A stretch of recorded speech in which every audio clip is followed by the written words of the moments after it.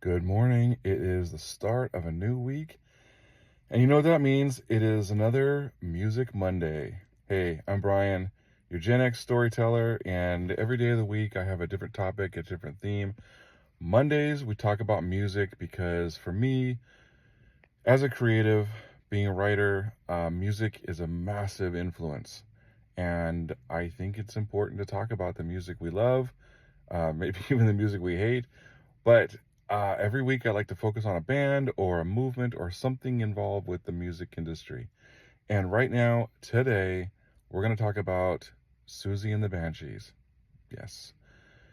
Siouxsie and the Banshees started, Siouxsie Sue is her nickname. She began as a Sex Pistols groupie in England in the mid 70s and evolved into her own band. And she had punk roots. But by the early 80s, late 70s, early 80s, she sort of morphed into something not quite that. I mean, she became something sort of like labeled as goth, labeled as post-punk. I mean, she was very difficult to define for the industry. And she ended up with a string of massive hits, mostly in the UK, but even in the US markets, she broke in.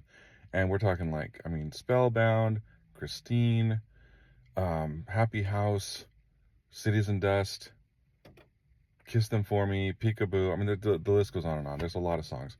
And for me, she really resonates.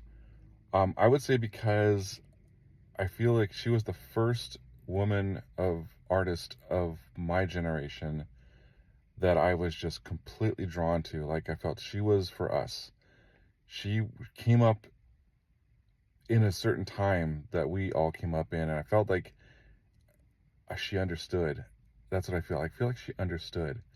And I feel like she got us. And by therefore, I got her. So I was obsessed for a while there. She was just my favorite. I listened to her every day.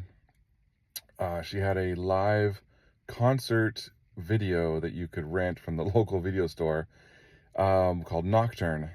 And it was from 1983. Robert Smith from The Cure was her guitarist at the time. And it was a live show. I forgot what venue it was at in England. It was in London. I can't remember. Forgive me for that. But it was an incredible show. And I remember renting it over the summer of 86 to 87. I rented that thing like all the time. It was crazy. But as time grew on, she evolved and the band evolved, and she sort of disappeared for a few years, and then it came back strong in 1991 with a massive hit, Kiss Them For Me. And the album itself was really good. And on that album tour, they were like a record release tour, and she came to LA, and I got to meet her and the band, and it was very cool. It was a very cool day. It was like a record release slash ticket purchase kind of event, but she was taking her time with everybody.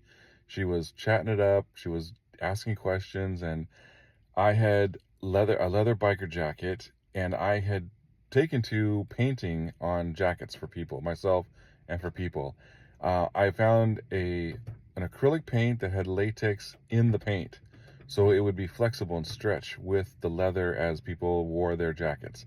So I would charge money, and people would tell me what they want on their jackets, and I had painted on my own jacket. I had lots of stuff, but on this upper chest area, I painted a big white swash, just a big white splash area, and I brought a black Sharpie, and I had her sign my jacket, and she thought that was amazing. She thought it was fantastic. What a great idea. She'd never signed a jacket before.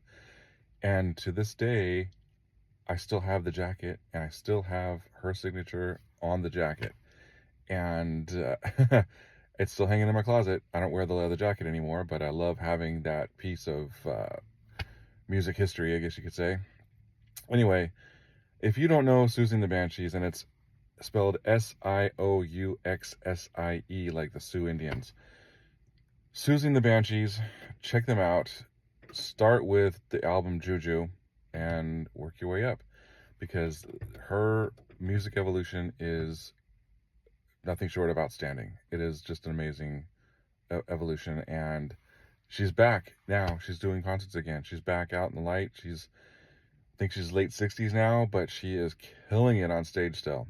So check out the music, check out the concerts, and drop it in the comments who your favorite female artists are and who you grew up on. I'd love to hear all about your history. Thanks.